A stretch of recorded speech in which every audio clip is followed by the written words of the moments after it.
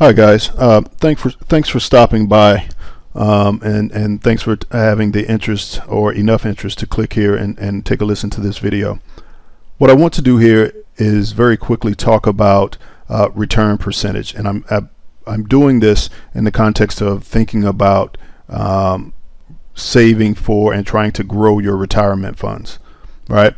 So what you have here is, let's say that your current 401k balance is $100,000. I understand that that may be very generous for some folks, but I really want to drive the point home. So let's just say, for the sake of saying, that it's $100,000 and you're 45 years old, so you have 20 years until retirement, right?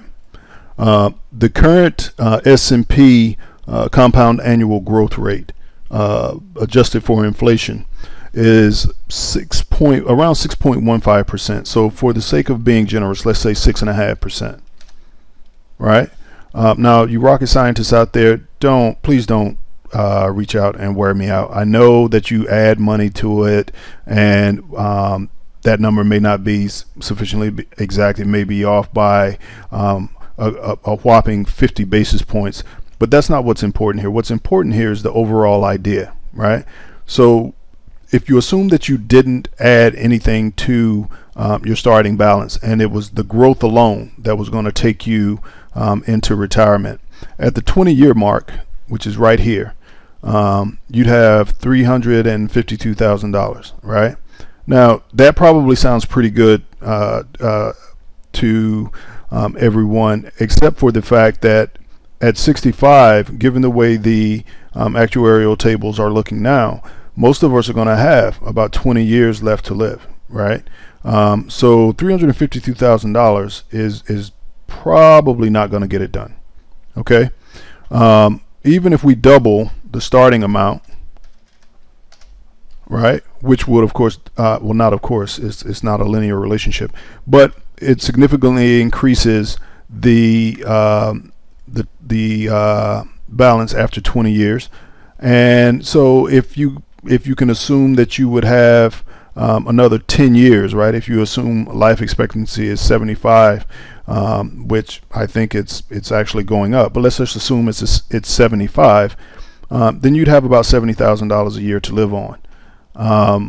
That is probably not going to get it done for most of us, right? You want to enjoy life in your latter years. You want to vacation a little bit. You certainly want to be able to help your kids or your nephews and nieces or other family members if and when you need to. So that number, while it looks pretty attractive right here, would start to not look so great as you head into retirement.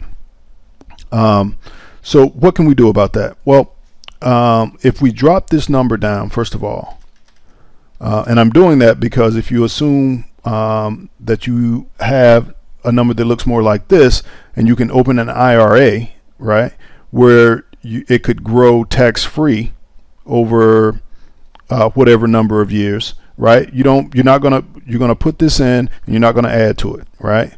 And let's raise this number to 25%, right? And again, rocket scientists, please don't reach out saying how impossible it is to achieve this. I hear you. I understand what you're saying. I just disagree with you.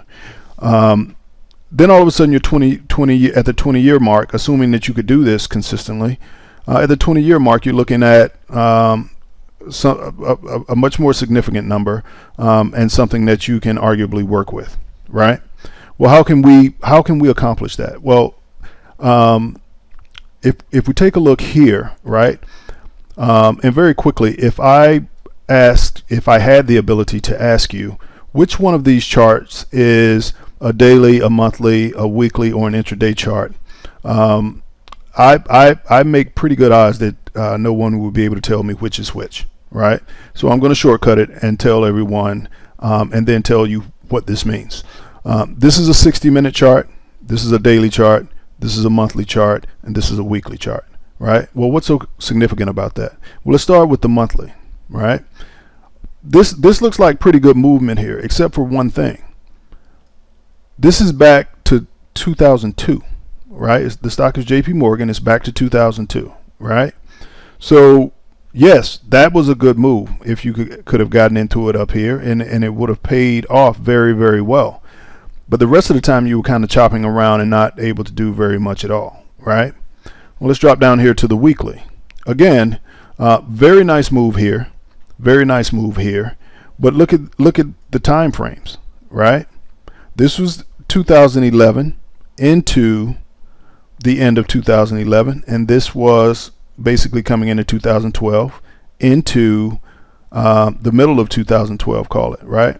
Basically two good trades, but really only two trades.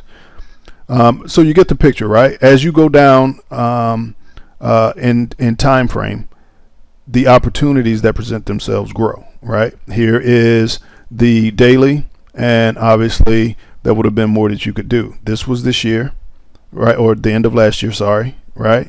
And if you short individual stocks, we don't suggest you do, but if you short individual stocks, then had you gotten a signal, you could have taken it for a ride this way as well, right? And again, to be able to do this, you would have to do this in a levered way, right? Which means you would have to play options, right? And I know everybody thinks options are the devil's work, but they really are not. In fact, options, when used correctly, options are less risky than stocks potentially, right? Because if you're only buying puts and calls, you can only lose the money that you put in. Whereas if I buy this stock right here, right, and it gaps against me, right, then I can continue to lose.